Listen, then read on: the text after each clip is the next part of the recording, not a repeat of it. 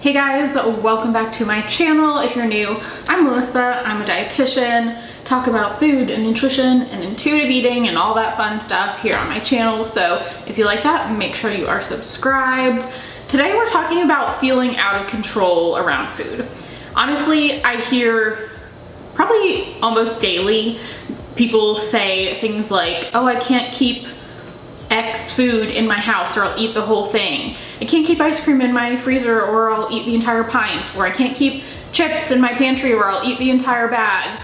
Or sometimes this even extends to like parties and social gatherings and not feeling like you're able to control yourself around food at parties and things like that. So today I really wanted to talk about this because I think it's something a lot of people experience and I don't want you to experience it. So let's talk about why this is happening and maybe what you can do to not experience this anymore. So when it comes to feeling out of control around food, the number one reason that I see is restriction. So when you restrict a certain food, not only are you going to crave it more, but you're also going to feel like you can't really control yourself around it. Because if you don't ever allow yourself to have chips and then there are chips present, it's natural to then want to eat the whole bag and eat the whole bag while ignoring hunger and fullness cues, because subconsciously you have no idea when you're going to be able to have that food again.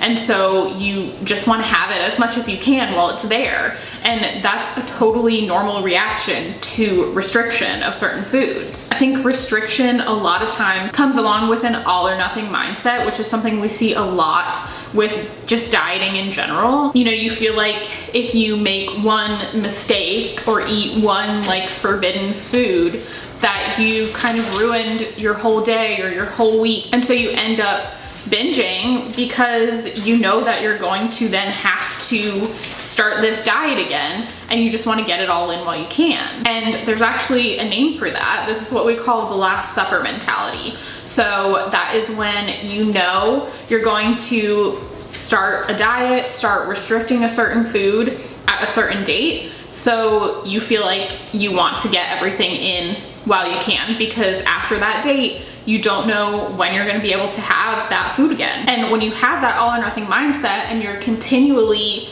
going on and off diets as you have strong cravings and then give in to those cravings and then start restricting again, you're constantly going in and out of that Last Supper mindset. So instead of just saying, oh, well, I ate some chips, that's fine, you are saying, oh, I ate some chips, therefore my diet is ruined, therefore I should eat all of these chips and start the next day, week, whatever that is. So you're just constantly entering this Last Supper mindset. And that Last Supper mentality is what makes you feel out of control around that food, because you're almost desperate to eat it while you still can. So how do you stop feeling out of control around food?